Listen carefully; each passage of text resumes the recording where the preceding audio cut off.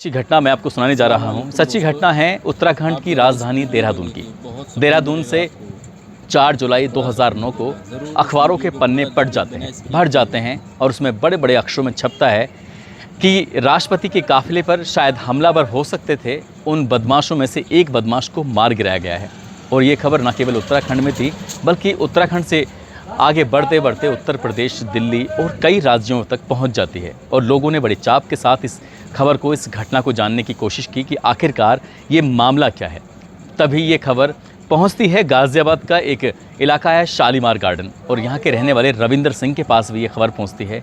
जब वो अखबार के पन्ने पलट रहे थे तो एक फ़ोटोग्राफ्स उन्हें दिखाई देता है, और वो फ़ोटोग्राफ्स किसी और का नहीं था बल्कि उनके बेटे रणवीर सिंह का था। रणवीर सिंह का फ़ोटोग्राफ्स देखने के बाद घर में बस चीख पुकार मच जाती है। घर के सभी लोग परेशान हो जाते हैं, रोने लगते हैं, बिलबिलाने लगते हैं। उन्हें सिर्फ, बाकी सबके सब लोग खुश थे कि बदमाश मारा गया था। एक यही ऐसा घर था जो इस मौत पर, इस एनकाउंटर पर कहीं ना कहीं दुखी था, परेशान था। उसके बाद यहाँ से परिवार के लोग बड़ी संख्या में इकट्ठे होकर सीधा देहरादून पहुँच जाते हैं। और देहरादून में जाने के बाद सबसे पहले पूछते हैं पुलिस वालों से कि हमारा बेटा आखिरकार है कहाँ। तो पता चलता है कि उनका जो बेटा है वो पोस्टमार्टम हाउस में है और उसका पोस्टमार्टम होने की तैयारी है।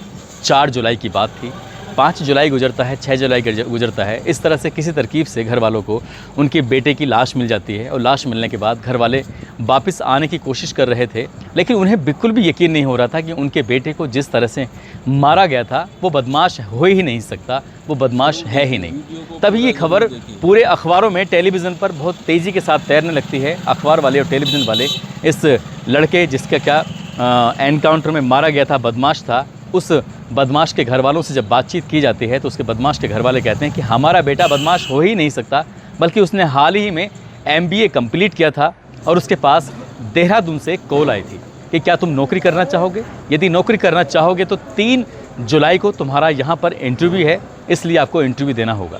और वो लड़का 2 जुलाई की शाम को अपने घर से निकला था इंटरव्यू देने के लिए। 3 जुलाई के इसने इंटरव्यू दिया, घर वालों से बातचीत की, इंटरव्यू बहुत सफल हुआ है।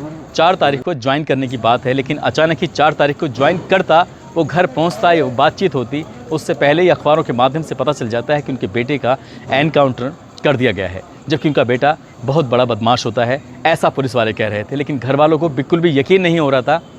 घर वालों ने डेरा डाल दिया, और डेरा डालने के बाद बस ये कहने लगे कि हम यहाँ से उठेंगे नहीं जब तक क्या हमें इंसाफ नहीं मिलेगा। वो इंसाफ के लिए बैठ जाते हैं, धरना प्रदर्शन शुरू कर देते हैं।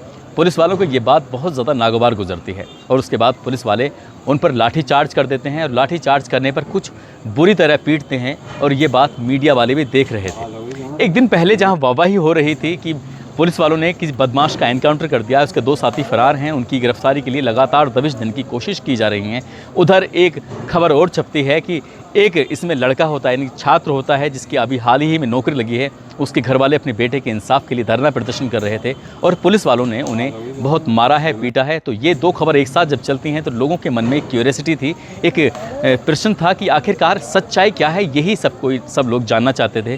धीरे धीरे करके ये बात माँ बाप, परिवार, रिश्तेदारों से शुरू होकर बड़ी संख्या में लोगों तक पहुंचती है, और देहरादून में जगह जगह धरने प्रदर्शन शुरू हो जाते हैं। पुलिस की कार्यप्रणाली पर लगातार सवाल खड़े हो जाते हैं, और धीरे धीरे जैसे वक्त आगे गुजरता है तब एक चौंकाने वाला ऐसी बात सामने आती है जिसको सुनने के बाद न केवल पुलिस वाले, घर वाले, गाँव वाले, या फिर कहें कि जितने भी आसपास के इलाके तक ये न्यूज़ पहुँची थी, सबके सब हैरान थे, परेशान थे।